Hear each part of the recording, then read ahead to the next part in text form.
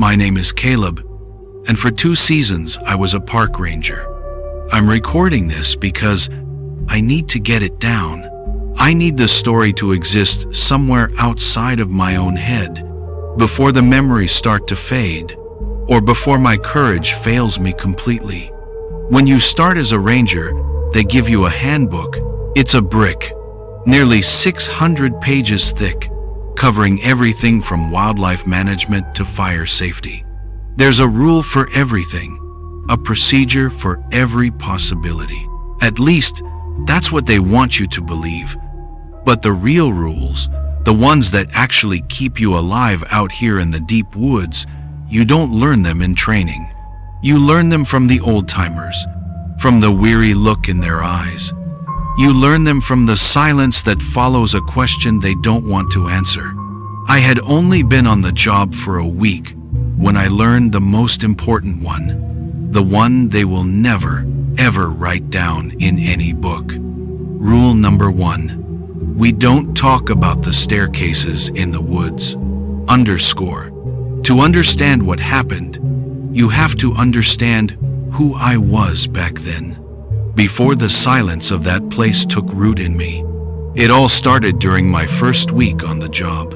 I was 24, and for my entire life, I had been a city boy, surrounded by the constant noise of traffic and people.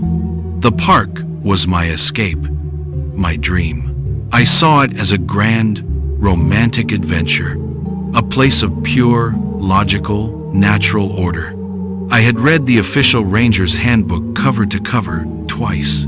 I revered it like a sacred text. In my mind, every animal, every trail, every potential danger could be neatly categorized and managed by following the procedures it laid out. I was bright-eyed, enthusiastic, and dangerously naive. My senior partner, Frank, was the living embodiment of everything the handbook wasn't. He was a man who seemed to have been carved from the park's ancient timber. His face was a roadmap of wrinkles, his hands were calloused, and his eyes held a deep, profound weariness that went far beyond simple fatigue. He moved with a slow, deliberate economy of motion, and he spoke even less. For the first few days, my energetic chatter about patrol routes and geological formations mostly bounced off the wall of his quiet indifference. There was a simmering tension between my eager, by-the-book attitude and his silent, cryptic demeanor.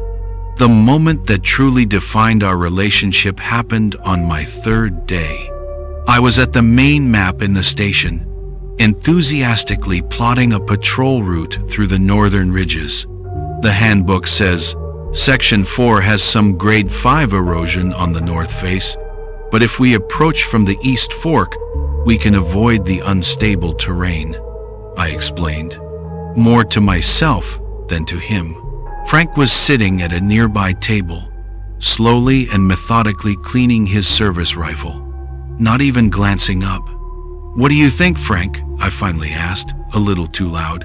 He stopped his work and looked at me. His gaze was unnervingly direct. He didn't look at the map. He looked right through me. "Handbook's good for learning the names of trees, kid," he said, his voice a low, gravelly rumble. "Out there," he gestured vaguely towards the window, and the vast, silent forest beyond. "It's a different story." He went back to cleaning his rifle for a moment before adding, "Let me give you the only 2 pieces of advice you'll ever really need. First, don't trust your eyes too much out here. Sometimes your ears are more honest." He paused, squinting as he inspected the rifle's barrel. "Second, if you ever get the feeling the trees are watching you, they are." I managed a tight, polite smile, but inside, I dismissed it all. It felt like a classic case of hazing the new guy. Or maybe he was just one of those old-timers who'd spent too much time alone and had gotten eccentric. I thought the rules were made of paper and ink. I thought the dangers were bears and rock slides and tourists who forgot to bring water. I was a fool. I had no idea that my first real test as a ranger was just a day away, waiting for me in a quiet, forgotten corner of his forest. The next day, Frank assigned me to a solo patrol of the park's western boundary. It was a mundane task, mostly checking trail markers and clearing away any fallen branches from a recent storm. For hours, it was exactly the peaceful, routine job I had signed up for. The forest was quiet, the air was clean, and the only company I had was the cheerful chirping of birds and the crunch of my own boots on the trail. Frank's strange warnings from the day before seemed like a distant, slightly embarrassing memory. Around noon, I was checking a marker near a dense, untracked section of old-growth forest when I saw it, a flash of deep red through the thick underbrush. It wasn't a natural color. Curious, I stepped off the trail, pushing my way through ferns and thorny branches. After about 50 yards, I stumbled out into a small, circular clearing I don't think anyone had set foot in for years. And that's when I saw the staircase. My mind simply refused to process it for a full 30 seconds. It was a perfectly constructed indoor staircase, standing completely isolated in the middle of the woods, leading to absolutely nothing. It was made of a dark, polished wood, like mahogany, with about 16 steps leading up to a small landing 15 feet in the air. The steps were covered in a plush, deep red carpet, the kind you'd find in an old, expensive suburban home. It was immaculately clean, with no leaves, no dirt, not even a speck of dust on its polished banister. It looked like it had been teleported from someone's foyer and dropped here just moments ago. I did a slow, complete circle around it, my boots sinking into the soft moss of the forest floor. There were no signs of construction, no nails, no screws, no indication of how it was assembled or how it had gotten here. It didn't rest on a foundation. Its base simply met the forest floor seamlessly. It just was. My by-the-book brain went into overdrive, trying to find a logical explanation. Was it a prank? An art installation? The leftovers from an old film set? But its pristine condition defied all of those theories. It was impossible. My training kicked in. When you find something anomalous, you document it and report it. I pulled out my radio. The familiar weight of it, a small comfort. Dispatch, this is Ranger Caleb at grid 4 to 7 west. Come in, Frank. A moment of static, then Frank's voice, slow and tired as always. Go for Caleb. I hesitated, trying to find the right words. Frank, I've got a situation here. I'm about 100 yards off the main trail, and I've found an anomalous structure. It appears to be a freestanding interior staircase. The radio was silent. The silence stretched for so long, I thought the connection had been lost. I was about to call again when Frank's voice crackled back, and it was completely different. The weariness was gone, replaced by a tone as sharp and cold as a winter morning. Son, he said, his voice dangerously low. Did you touch it? The question caught me off guard. No, I answered. No, I haven't. There was another long pause, then a sigh that sounded like it carried the weight of the whole forest. Good, Frank said, his voice a flat, hard command. Now turn around, walk back to the trail, and we will never, ever speak of this again. Before I could ask any of the 1,000 questions screaming in my head, the radio clicked off, leaving me alone in the clearing with the impossible staircase and an order that made even less sense than the structure itself. I stood there in the clearing for a long time. After the radio went dead, the silence pressing in on me. Frank's command was a direct violation of every protocol in the handbook. It was illogical, unprofessional, and more than a little frightening. My mind, the part of me that believed in rules and reason, screamed that this was a test, a bizarre form of rookie hazing. But the cold, sharp authority in Frank's voice told a different story. It was the voice of a man giving an order he knew was deadly serious.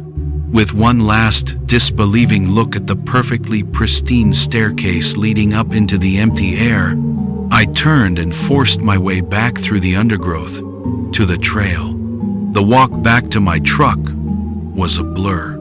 The familiar, friendly woods from that morning had transformed. Every shadow seemed to twist into an unnatural shape, and the rustle of leaves sounded like whispers. Frank's words echoed in my head. "We will never, ever speak of this again." The drive back to the ranger station was the longest of my life. I rehearsed what I would say, how I would demand a real explanation. My frustration and confusion hardened into a stubborn resolve. I was a United States Park Ranger. My job was to report, to document, to make sense of the wilderness. I wasn't going to be scared off by some old-timer's cryptic nonsense. When I arrived, Frank was already there, sitting on the station's porch, watching me pull up. His face was unreadable, but the weariness in his eyes seemed deeper than ever. I strode past him without a word, went straight to the main office, and sat down at one of the computers. I opened the official incident report template, my fingers hovering over the keyboard. Anomalous structure found. I typed into the subject line, location, grid 4 to 7 west. Before I could type another word, a heavy hand landed on my shoulder. I looked up. Frank was standing over me, his expression grim. "What did I tell you, Caleb?" he asked, his voice low. "I have to file a report, Frank," I said, my own voice tight with defiance. "It's protocol." "No," he said, and with a slow, deliberate movement, he reached down and gently closed the laptop screen. "Some things are off the books. Some things you just see them and you walk away. This is one of them. For your own good, drop it." He didn't raise his voice. He didn't threaten me, but his calm, absolute certainty was more intimidating than any threat. I was frustrated, angry, but I knew it was a fight I couldn't win. Defeated, I pushed my chair back and went to my small, attached quarters to change out of my gear. I sat on the edge of my cot, pulling off my heavy, mud-caked hiking boots. As I knocked one against the floor to loosen the dirt, something small and red fell out from the deep tread of the sole. I picked it up. It was a child's mitten. It was knitted from a bright red wool, now damp and soiled with forest debris, but otherwise perfectly intact. My heart began to pound. I hadn't seen it in the clearing. I must have stepped on it right at the base of the staircase without even realizing.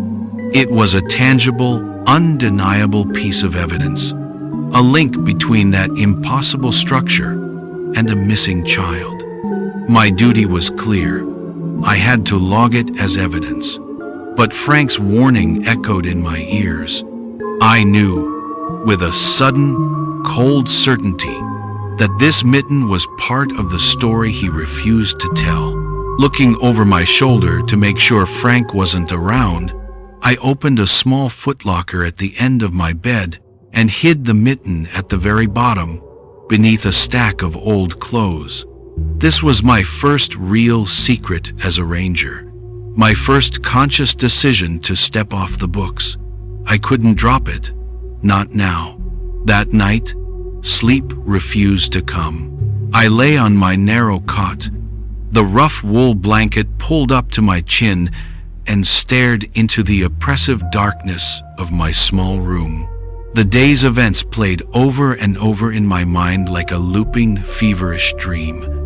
The impossible perfection of the staircase, the cold command in Frank's voice, the red mitten now hidden in my footlocker. My brain, the part of me that was a trained, rational ranger, was at war with the part of me that had stood in that clearing and felt the profound wrongness of it all. I felt like I was standing on the edge of a vast, unmapped territory, and my only guide was telling me to pretend it didn't exist. It was in the deepest quiet of the night, somewhere around 2 a.m., that I first heard the sound. At first, I thought it was just a mosquito, a high-pitched whine near my ear. I swatted at the air, but the sound persisted. I sat up, listening intently. It wasn't an insect. It was a faint, high-pitched ringing sound, clean and pure, almost like a sine wave from a hearing test. It wasn't coming from outside, from the forest's symphony of crickets and rustling leaves. It felt like it was coming from inside my own head. This was the first omen, a personal and psychological glitch in reality. I got out of bed and pressed my ear against the cold glass of the window, trying to find an external source. Nothing. I checked the small refrigerator in the corner, thinking it might be a faulty compressor. It was silent. The sound was a constant, piercing hum that seemed to have no origin at all. It was just there, a thin needle of sound boring into my consciousness. And yet, despite the strangeness of it, despite the chilling context of the day, I found a way to dismiss it. I told myself that it had been a long, stressful hike. I'd been on edge for hours. My mind was playing tricks on me. It was just tinnitus, I reasoned, the kind you sometimes get after a day of physical exertion at a high altitude. It was an explainable, physical phenomenon. I was a man of science and procedure, after all, and I clung to that identity like a drowning man clings to a piece of driftwood. I climbed back into bed, pulling the blanket over my head to muffle the noise. I told myself it was nothing, but as I lay there, waiting for a sleep that would not come, a deeper, more honest part of me knew the truth. The sound was a secret, and just like the staircase, I had a terrifying feeling that it had been waiting for me. The next morning, I felt like I hadn't slept at all. The high-pitched ringing was gone with the daylight, but a phantom echo of it remained, a ghost of a sound in the back of my mind. I was exhausted, but my resolve had hardened into a cold, sharp point. I was done being scared. I needed answers, and Frank was the only person who had them. I found him at the dispatch desk, sipping coffee and staring at a topographic map on the wall. The morning sun streamed through the window, but it did little to chase away the weary shadows under his eyes. I walked straight up to him, my hands clenched into fists at my sides. "We need to talk about what I found yesterday," I said, my voice firmer than I felt. Frank took a slow sip of his coffee, his eyes still on the map. "Nothing to talk about, kid." "Don't call me kid," I snapped. "I saw a staircase in the middle of the woods, and you ordered me to ignore it. Last night, I found a child's mitten stuck to my boot, and I heard a sound in my head that wasn't tinnitus. Now, you are going to tell me what the hell is going on in this park." He finally turned to look at me, his gaze heavy. For a moment, I thought I saw a flicker of something, maybe pity. He sighed, a long, rattling sound, and put his mug down. He wasn't going to give me a direct explanation. Instead, he would act as the guide, telling a rambling story about a past tragedy. 20 years ago, he began, his voice low and gravelly. There was a ranger here named Marcus Thorne. He was a lot like you. Smart, sharp, came here from back east, thinking he had the wilderness all figured out. He couldn't stand a mystery. Had to poke and prod at anything that didn't fit into his neat little world. He paused, his eyes looking past me, into a memory. One day, he was on patrol up in the northern section. His last radio call was about a geological anomaly he'd found. Said it didn't make sense. We told him to leave it, that the weather was turning. But Marcus, he had to know. Frank's voice dropped even lower. We launched the biggest search in this park's history. Found his truck by the trailhead a week later. Found his pack a mile into the woods. Never found so much as a button from his uniform after that. It was like he just stepped out of the world. A cold dread washed over me. Where? I asked, my voice barely a whisper. Where was his last known location? Frank looked me straight in the eye. His truck was parked at the old trailhead for a place the old-timers used to call the Whispering Gorge. It's a restricted area now. Officially, it's due to unstable terrain. He picked up his mug, a clear dismissal. But that's what happens when you don't leave things alone, Caleb. The park takes them. Frank's story settled into the quiet office like a thick fog, cold and suffocating. The name Marcus Thorne echoed in my head, a ghost story with a uniform. I tried to find the logical holes, the rational explanations my mind so desperately needed. He probably just had an accident, I said, my voice sounding weak even to myself. Got lost, fell into a ravine. The geological anomaly was just a coincidence. Frank turned away from the map and looked at me, and for the first time, the weary mask dropped from his face, replaced by an expression of raw, profound frustration. He walked over and stood directly in front of me, his presence filling the small room. Coincidence, he said, his voice a low, dangerous growl. There are no coincidences in these woods, Caleb. Only things you understand and things you don't. And you are standing right on the edge of something you don't want to understand. He leaned in closer, and his voice dropped to an intense, urgent whisper.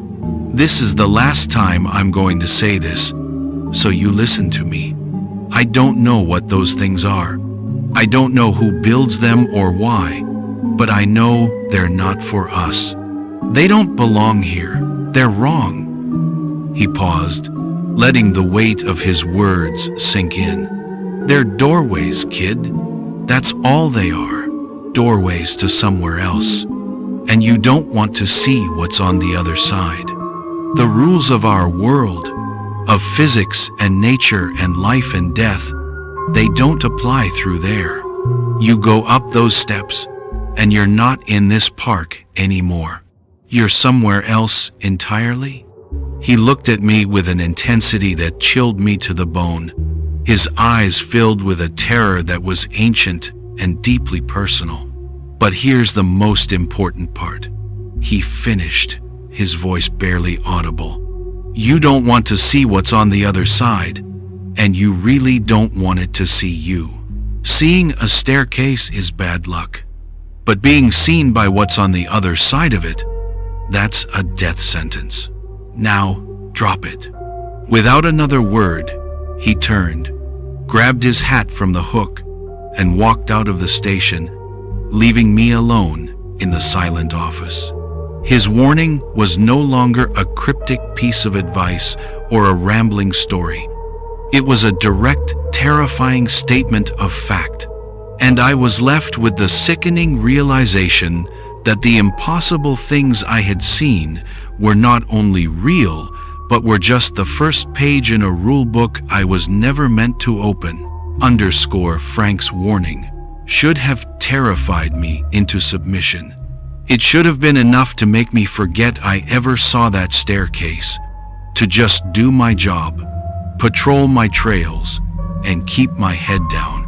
But it had the opposite effect.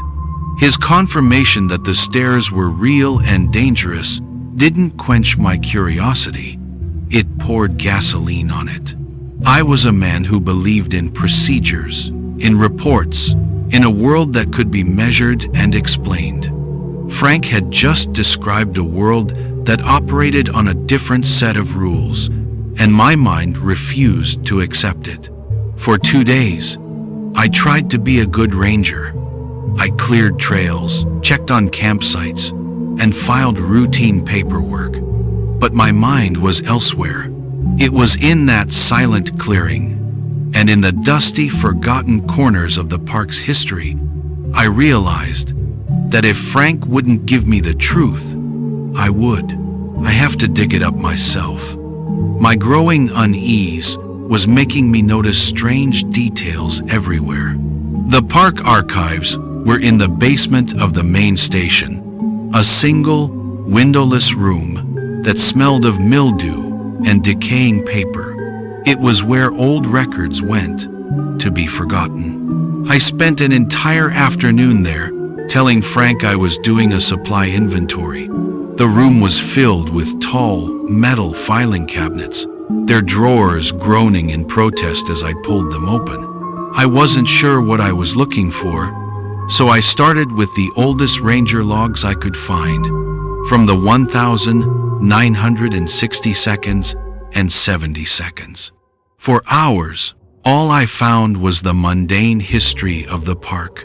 Reports on bear sightings, trail washouts, and troublesome tourists. But then, tucked away in a log from 1,972, I found it. A brief, handwritten entry from a junior ranger. He described finding a finely crafted wooden structure resembling a flight of stairs in a section of the park where no construction had ever been permitted. He noted its pristine condition and lack of any logical explanation.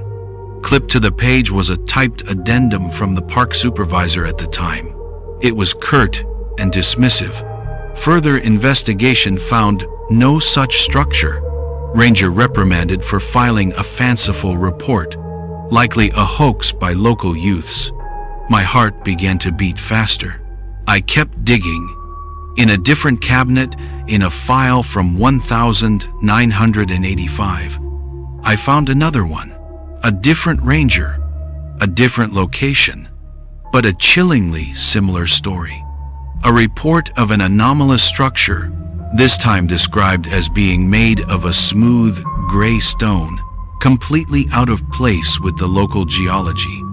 And again, a clipped-on note from a different supervisor. Likely a unique geological formation. Case closed. I found 3 more reports just like it, scattered across 30 years of park history. Each one was a desperate, confused account of the impossible, and each one was officially buried, dismissed as a hoax, a misunderstanding, or a trick of the light. It was a pattern, a conspiracy of silence, passed down from one generation of senior rangers to the next. Frank wasn't just being a superstitious old man.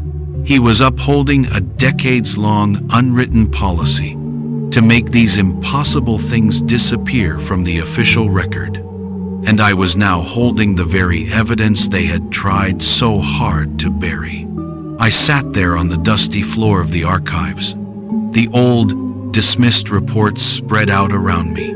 The conspiracy of silence was real. a hidden tradition passed down through the decades. My mind reeled with the implications. Why hide it?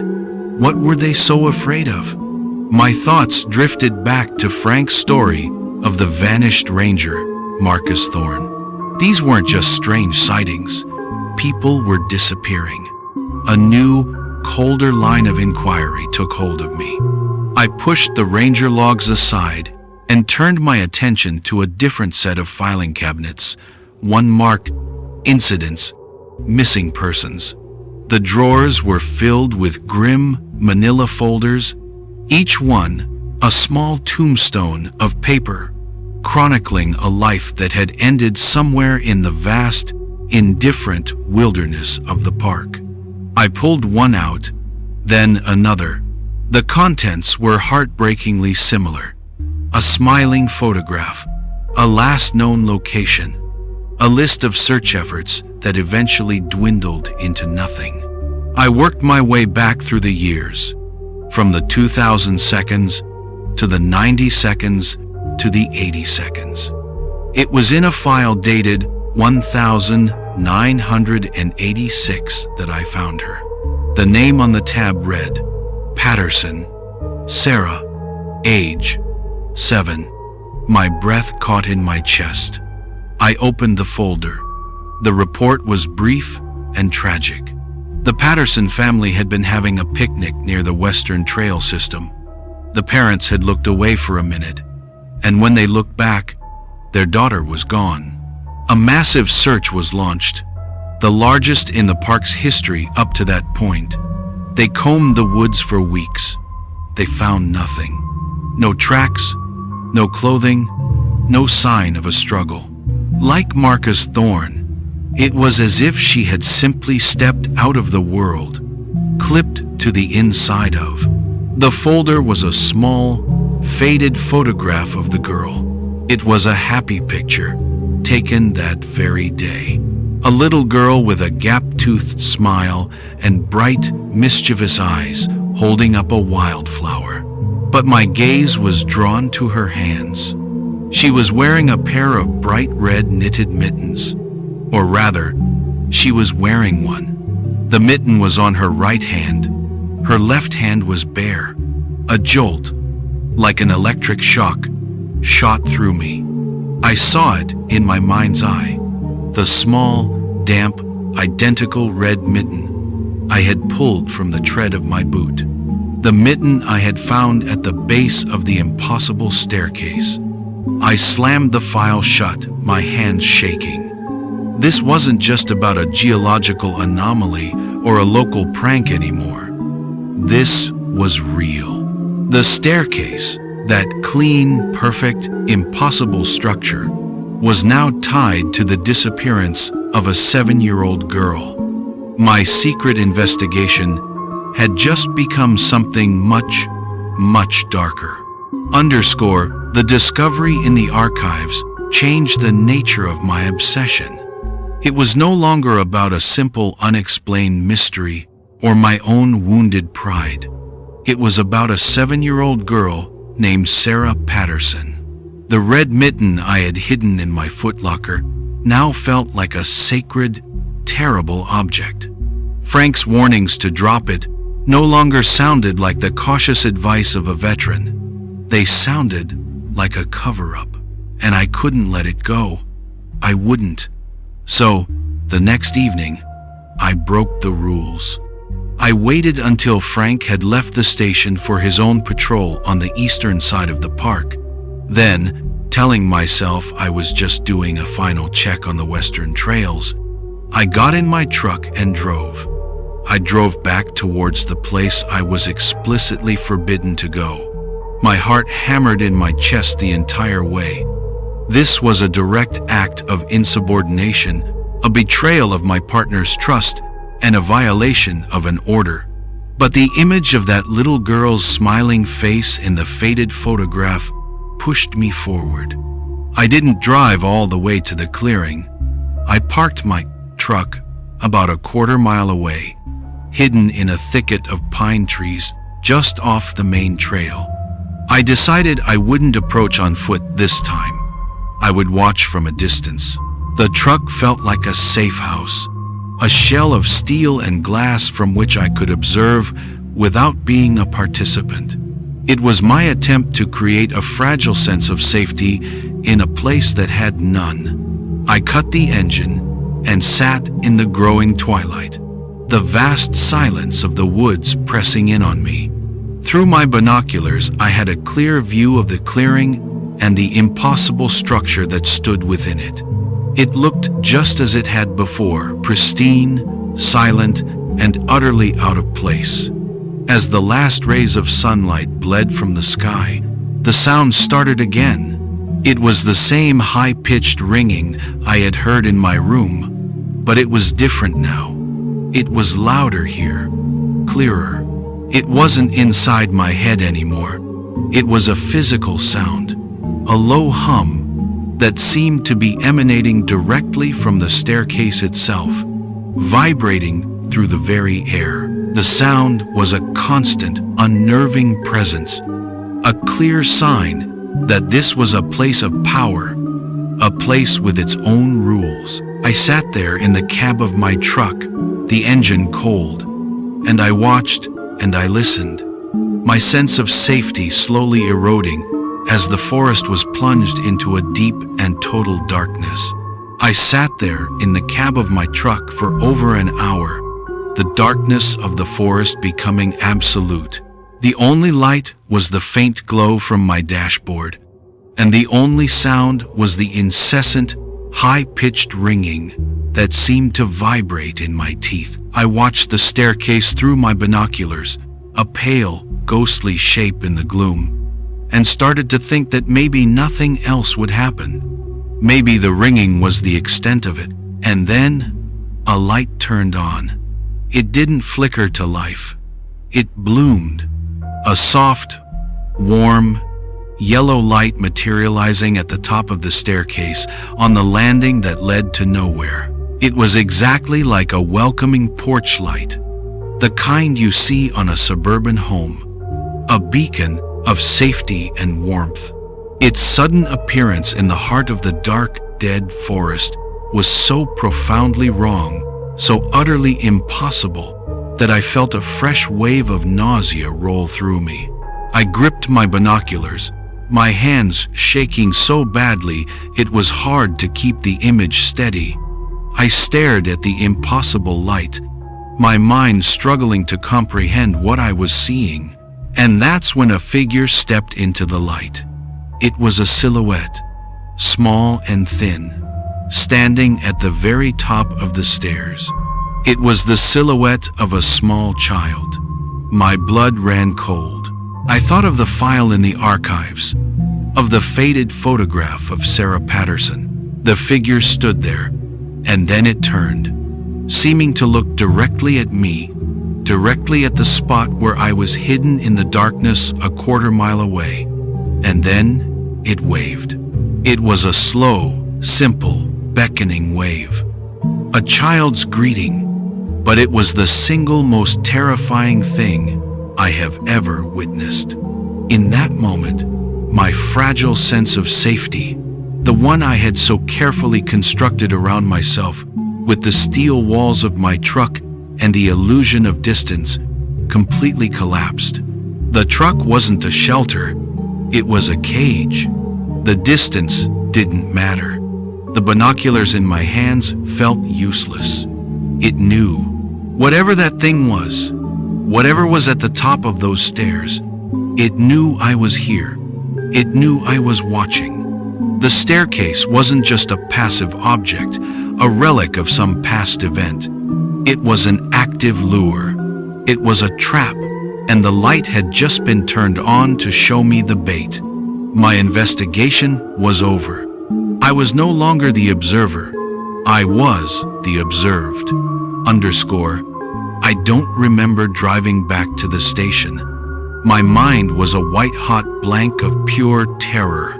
I just remember the frantic, screeching sound of my truck's tires on the asphalt, and the image of that small, waving silhouette burned onto the inside of my eyelids, I burst into my quarters, slammed the door, and spent the rest of the night with every light on, my back pressed into a corner, waiting for the sun to rise.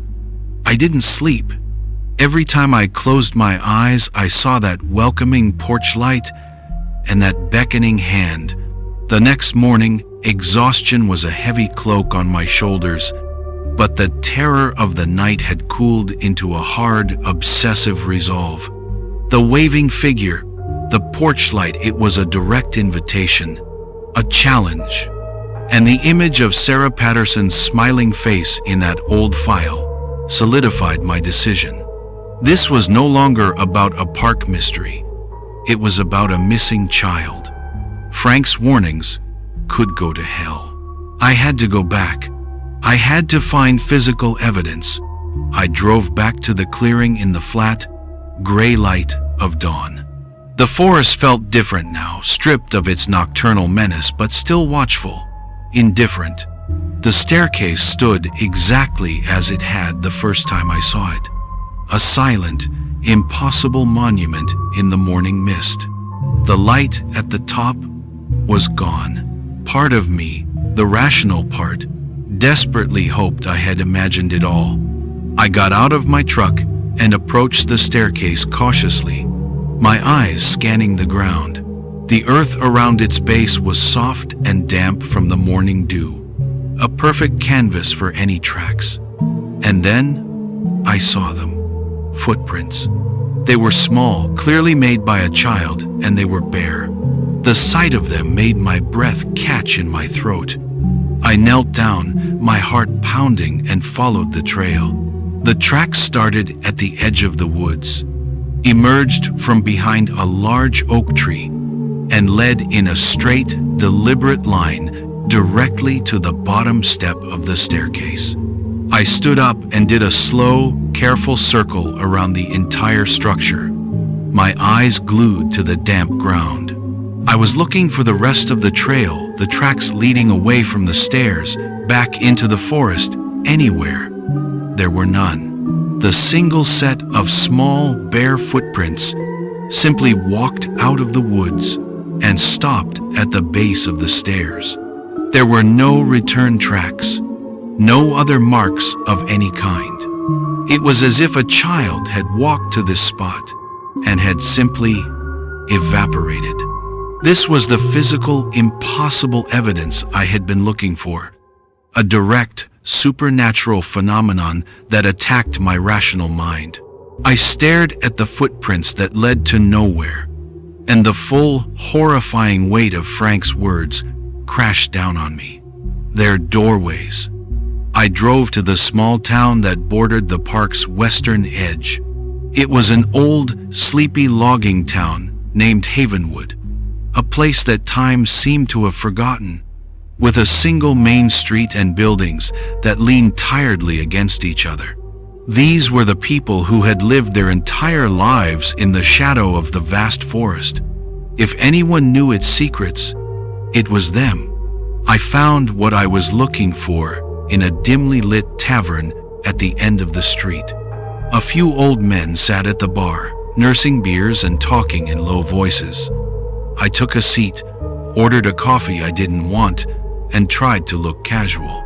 After a few minutes of forced small talk about the weather, I steered the conversation toward the park.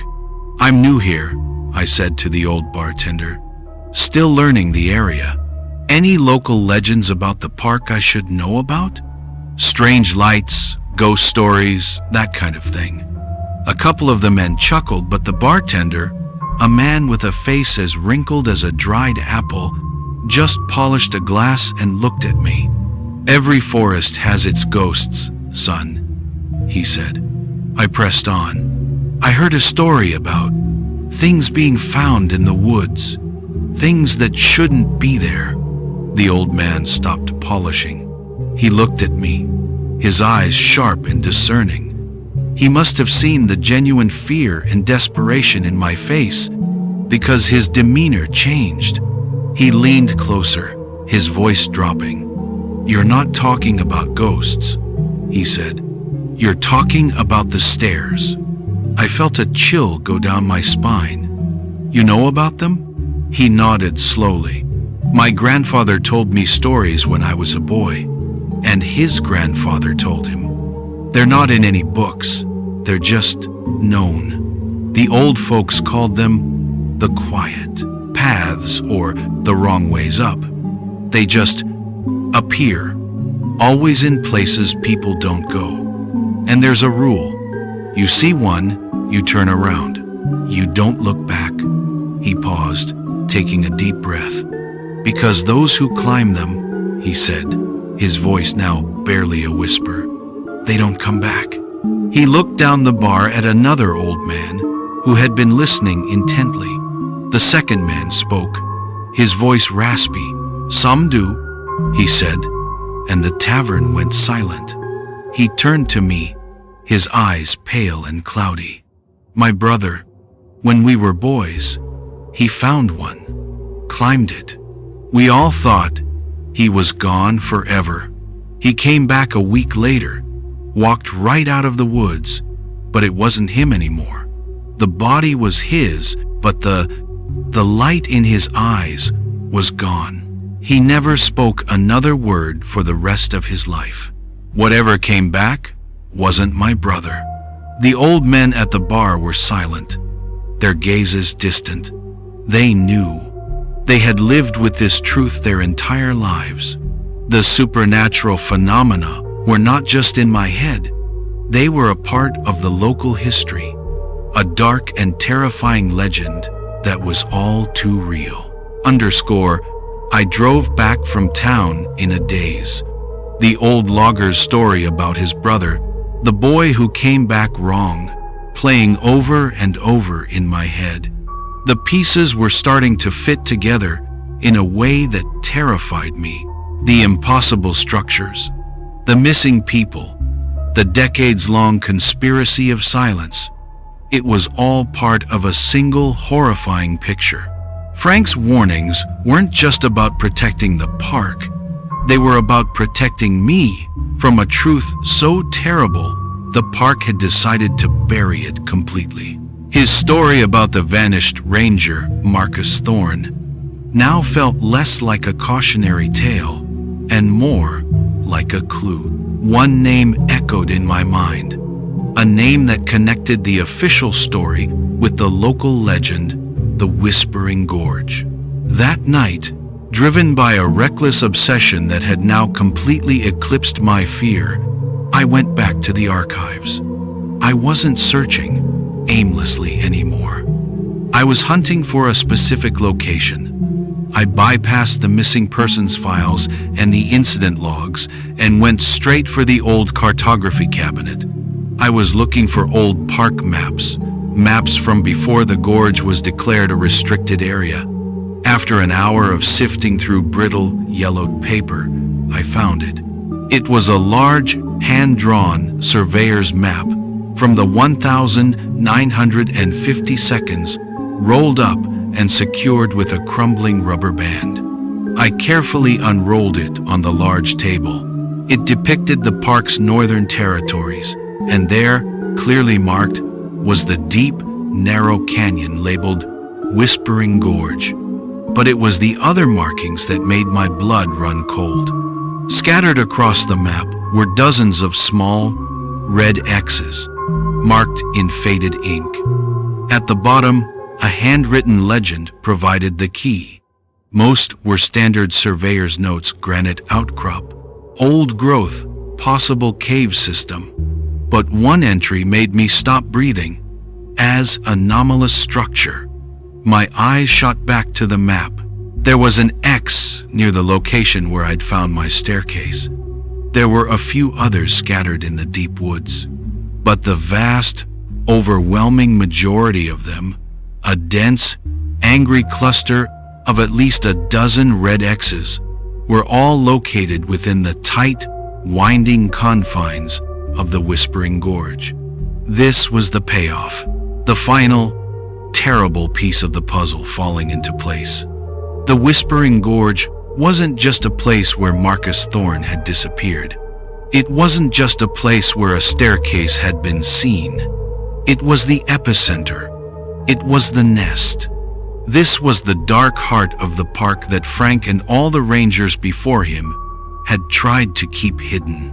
I stood there, in the dusty silence of the archives, the map laid out before me like a treasure map to hell. I knew the area was restricted.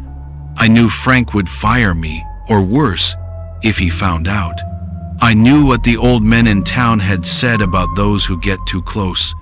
I knew I should burn the map and walk away, but I couldn't. I had to see it for myself.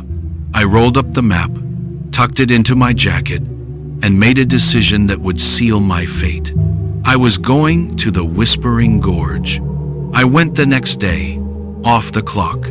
I told Frank I was heading into town for supplies, a lie that felt heavy and treasonous. I took my personal truck, my own pack, and the old surveyor's map. This was my investigation now, and mine alone. The hike into the restricted Northern Territory was grueling. The trails on the old map had long since vanished, reclaimed by the forest. I pushed through dense, thorny undergrowth and navigated steep, rocky inclines. The deeper I went, the quieter the forest became. The birds stopped singing. The squirrels vanished. The only sound was my own ragged breathing and the crunch of my boots. After 2 hours, I reached the entrance to the Whispering Gorge. The name was Apartment. A low, constant wind snaked through the narrow canyon, creating a sound that was disturbingly like faint, overlapping whispers. It was a deeply unsettling sound, and I had to fight the primal urge to turn and run. I followed the gorge as it wound deeper into the earth. And then I came around a final bend of sheer rock, and the canyon opened up into a hidden, sunken valley. I stopped dead in my tracks, my breath catching in my throat. I had found them. The floor of the valley was littered with them, dozens of them. Staircases of every imaginable size, shape, and material, all standing stark and silent under the gray sky, all leading to nowhere. There was a grand, sweeping one with a crimson carpet, just like the first one I'd seen. A few yards away stood a simple, rustic flight of wooden steps, the kind you'd find on the back of a barn. I saw a brutalist, concrete staircase, its sharp angles a jarring wound in the natural landscape. Near the center of the valley, a delicate, wrought iron spiral staircase twisted up into the empty air like a strange metal vine. They were from different places, different times, different worlds, all gathered here in this impossible garden. And standing there, in the whispering silence of that valley, I was struck by the final, terrible truth. The truth of the place itself. My investigation had been based on a flawed premise. I had been trying to understand why there were strange things in the park. I was wrong.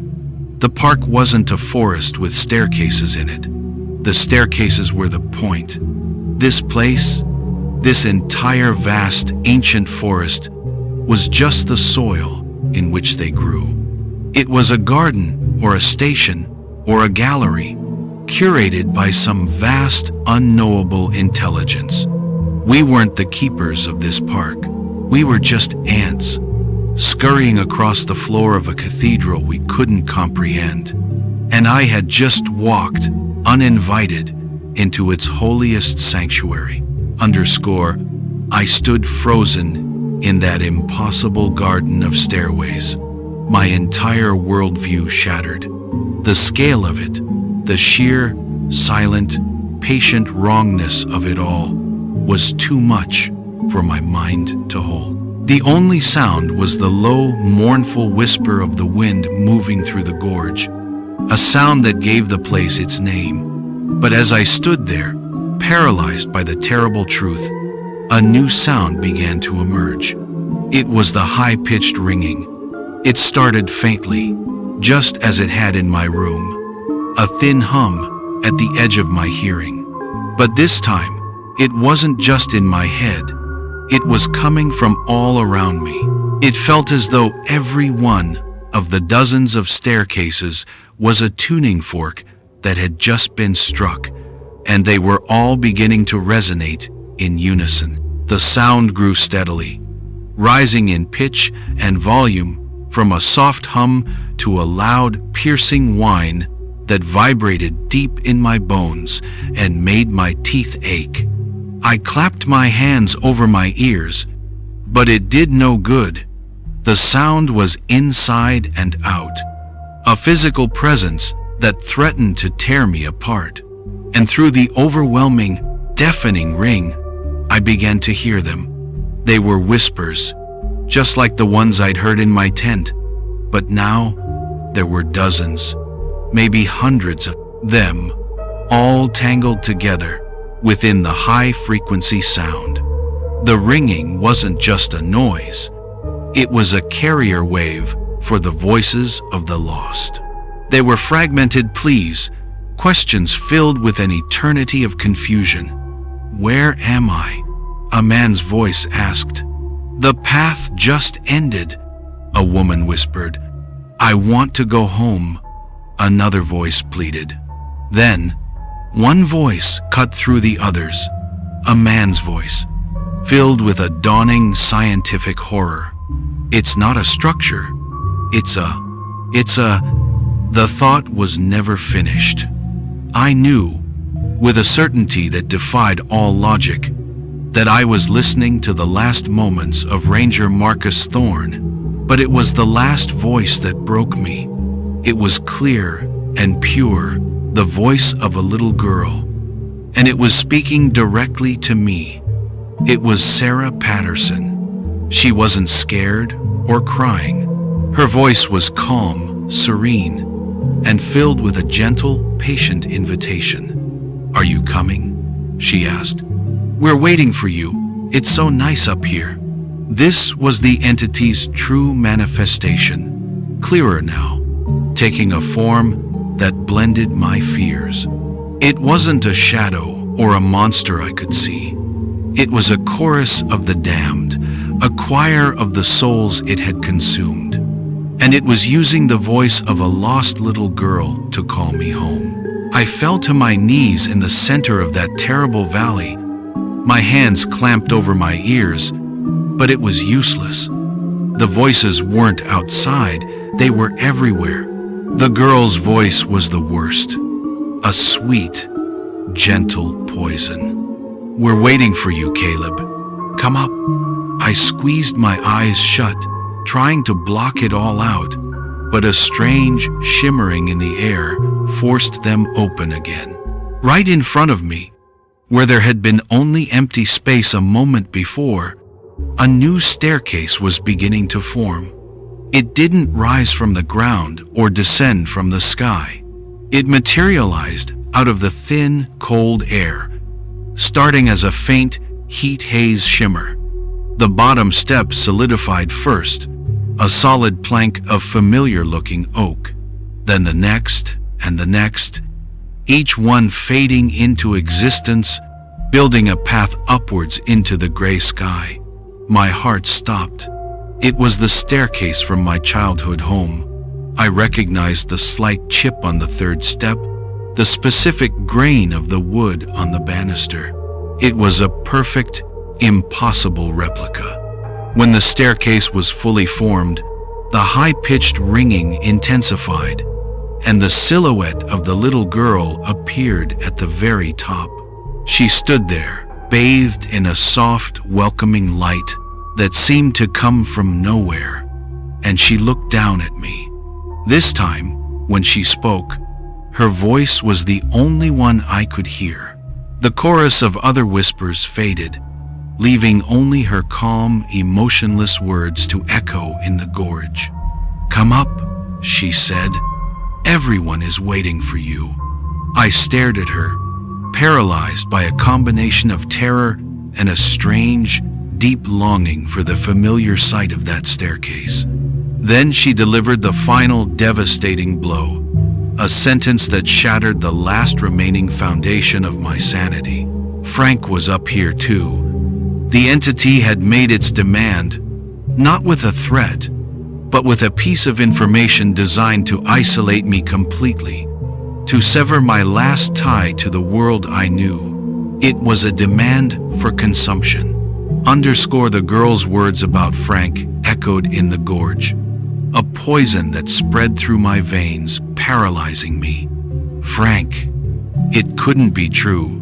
But in this place, the impossible was the only rule. The calm, inviting face of the little girl, the familiar comfort of the staircase from my childhood home, the promise of an end to the confusion and fear.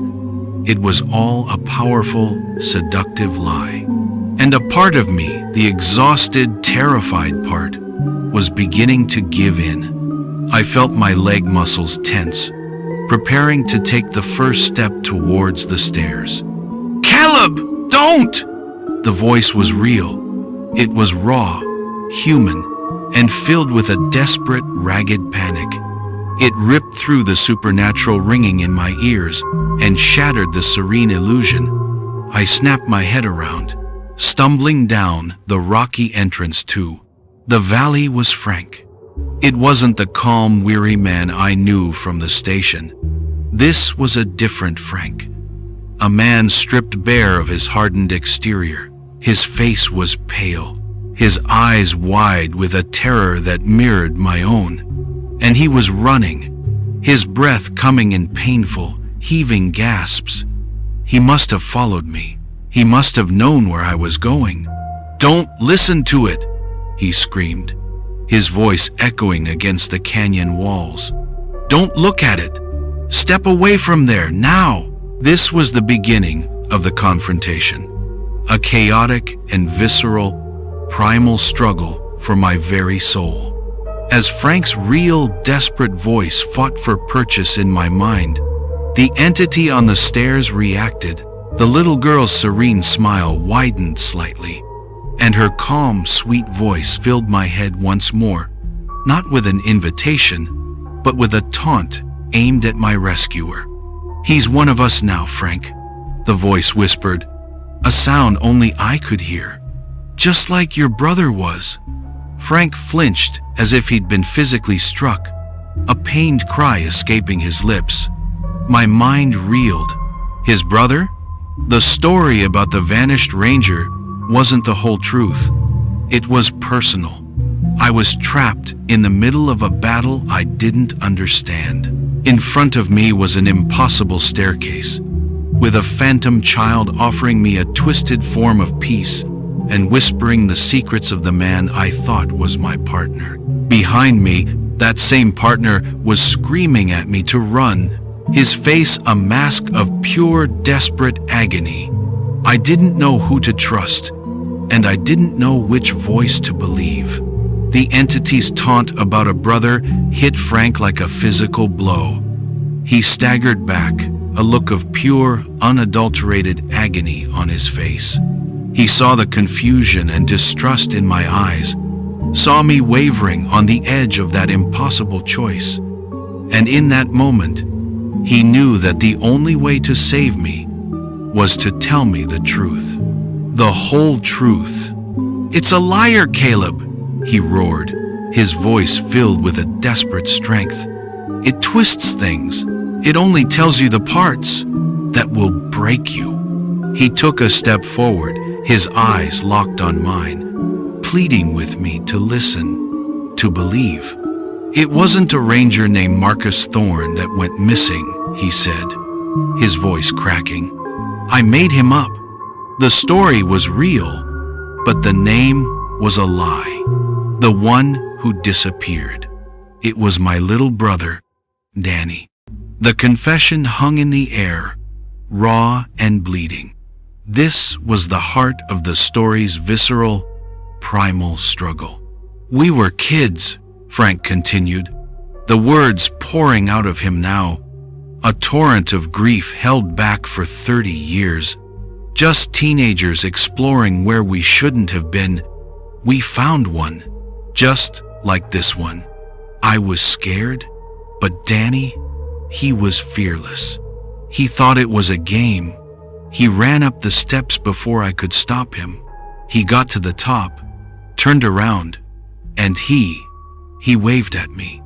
And then he was just gone. He vanished. Frank's face was a mask of grief.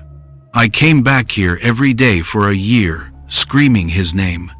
One night it answered. It showed me him, standing at the top of the stairs, just like you see that little girl now. And it offered me a deal. He pointed a shaking finger at the serene figure at the top of my staircase. It told me Danny was safe, that he wasn't in pain, and he could stay that way. All I had to do was become a guardian. I had to take the job here, spend my life watching over this valley, and make sure no one else ever got close.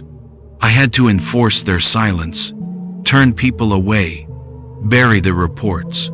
My entire life, my entire career, has been a penance to protect my brother's memory and to keep anyone else from suffering his fate.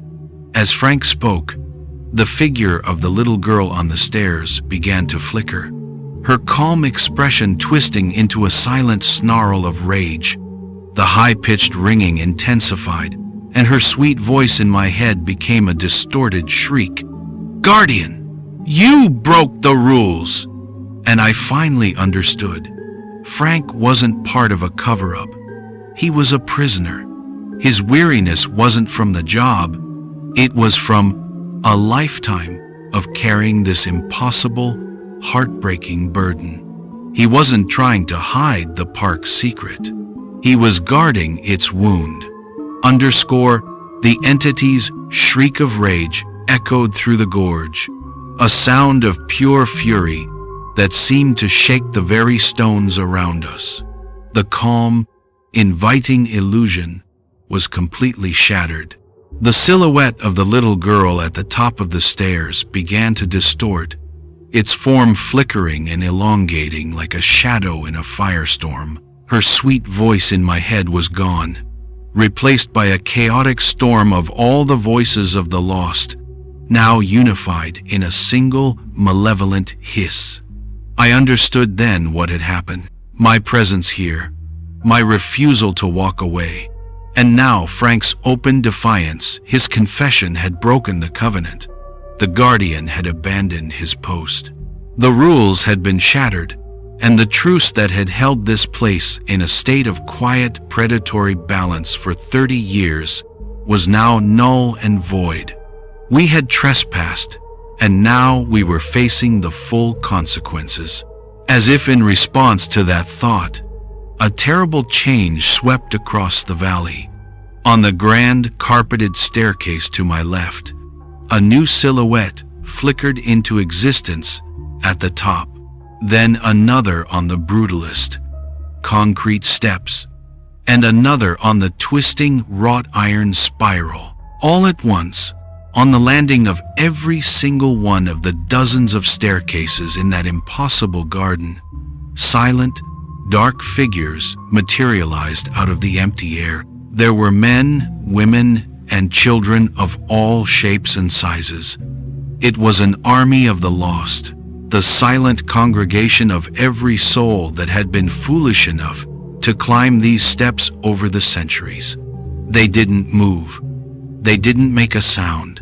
They simply stood there on their individual perches, dozens of pairs of unseen eyes turning to face the two living, breathing men who had violated their sacred ground. The escape had begun, but it felt as though we were not whole. We were just two small figures facing an entire world of silent, judging ghosts. We were trapped, two living souls in a silent coliseum of the dead. The army of silhouettes on the staircases stood perfectly still, watching us, and a terrible, patient pressure began to build in the air. I was frozen, my mind unable to process the sheer scale of the nightmare before me. But Frank was not. He looked from one silent figure to the next, and the terror on his face was slowly replaced by a look of grim, heartbreaking resignation. He had made a choice. He turned to me, his old, weary eyes finding mine in the gloom. "Okay, kid," he said, his voice surprisingly steady. "This is it. You need to run." "What?" I stammered. "Frank, we can go together. We can make it back to the truck." "No," he said, and he shook his head, a single, final motion. "There's no we. This was my deal to make, and it's my deal to break. My penance." He glanced past me, toward one of the smaller wooden staircases where the silhouette of a teenage boy stood watching. A look of profound sadness crossed his face. "I'm not leaving him alone again." Before I could protest, he grabbed the front of my jacket and shoved me hard, sending me stumbling backward towards the path I came from. "I bought you a chance, Caleb," he yelled, his voice a raw command that cut through my fear. "Now take it, run, and don't you ever look back. Don't stop until you hit the main road. Go." He gave me one last, forceful shove. This was the cost of survival. I saw the finality in his eyes, the tragic peace of a man who had finally reached the end of his long, lonely watch. I turned and I ran. I scrambled up the rocky path, my lungs burning, my feet slipping on the loose stones. I didn't dare look back. I just ran, fueled by adrenaline and Frank's final, desperate command. I was almost at the entrance of the gorge when a single, terrible sound ripped through the valley behind me, echoing off the canyon walls. It was Frank's scream. It was a sound of pure, unadulterated agony, but it was cut short, abruptly silenced. I don't know if it was a scream of terror as the entities took him, or a scream of release as he was finally reunited with his long-lost brother. I will never know. I didn't stop running.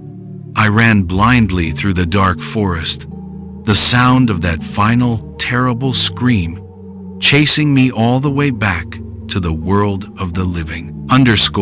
I never filed a report.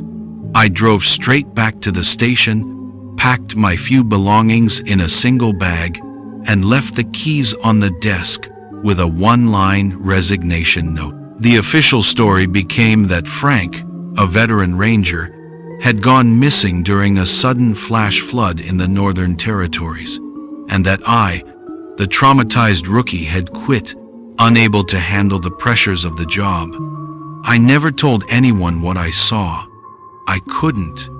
Who would have believed me? Years passed. The sharp, vivid edges of the terror faded, worn down by time, into a dull, constant ache in the back of my soul. I tried to live a normal life, but the silence of the woods was always there, waiting for me in the quiet moments. I couldn't escape it. So, eventually, I stopped running. I rejoined the Park Service, but I chose a quiet, unremarkable park in a different state, a place with rolling hills and gentle streams, a place without a history of secrets. And now, 20 years later, I have become him. I have become Frank. I see it every time I look in the mirror. The same lines of weariness etched around my eyes, the same quiet, haunted demeanor. The enthusiastic, by-the-book kid I used to be is a ghost, another soul lost in that forest. In his place is a man who understands that the handbook is a book of lies, and that the real dangers are the ones that are never written down. The evil is never truly vanquished. It only retreats, waiting. Today, I'm training a new rookie.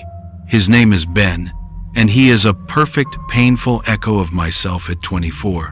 He's smart, enthusiastic, and he quotes regulations like scripture. He has a deep, romantic love for the wilderness, and he believes every mystery can be solved with a map and a compass. He chatters excitedly as we walk the trail, and I just nod, my gaze scanning the tree line, watching and listening for things he cannot yet perceive. He thinks my silence is a sign of wisdom, of experience. He doesn't know it's a symptom of a wound that has never healed. He doesn't know that my real job is not to teach him the names of trees, but to watch him, and to pray he never stumbles into a quiet clearing and sees something that doesn't belong. We were hiking back towards the station as the afternoon sun began to dip, casting long shadows across the trail. The rookie, Ben, was still talking, a boundless stream of enthusiastic questions about forestry techniques and wildfire prevention. I was half listening, my own thoughts drifting back 20 years to a silent clearing and the impossible thing I had seen there. Suddenly, Ben stopped, dead in his tracks. He was staring off the trail, into a thick grove of aspen trees. His mouth was slightly open, his eyes wide with a look of pure, unadulterated disbelief.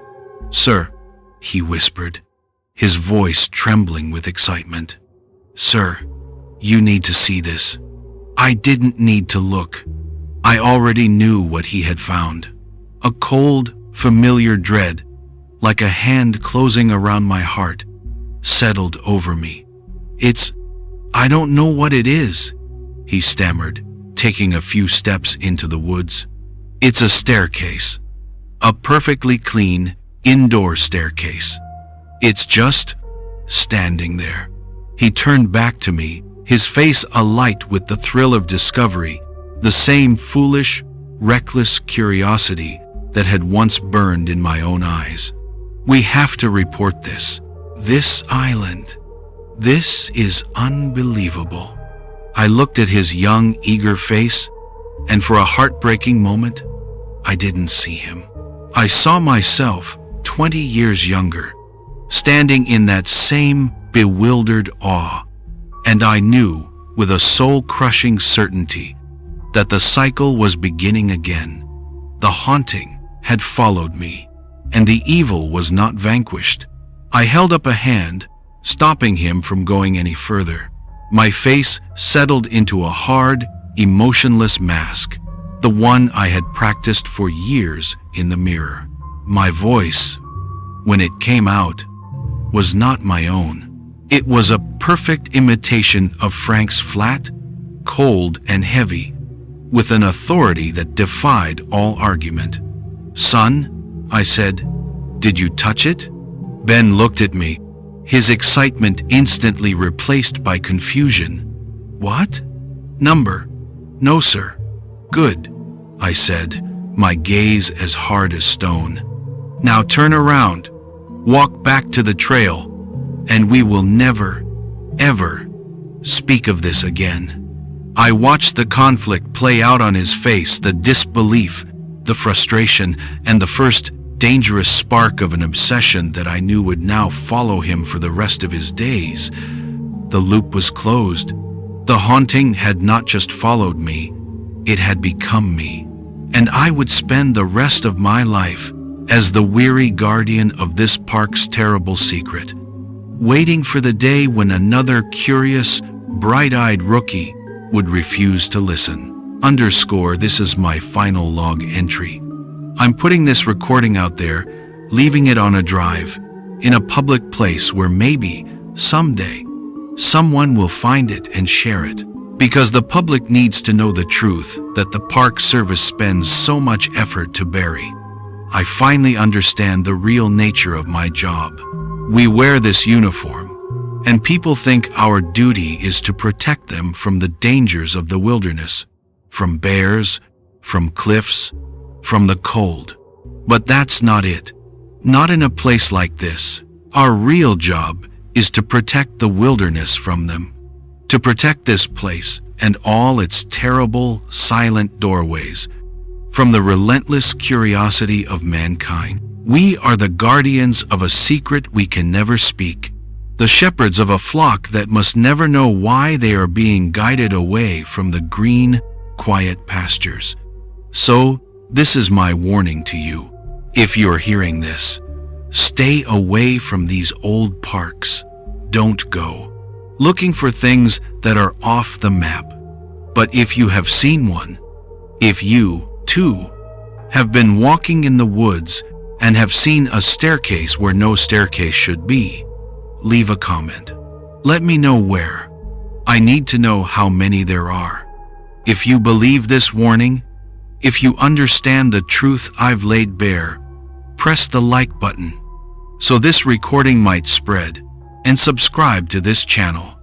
I don't know if I'll be able to get another recording out, but if I find something else, this is where I'll post it.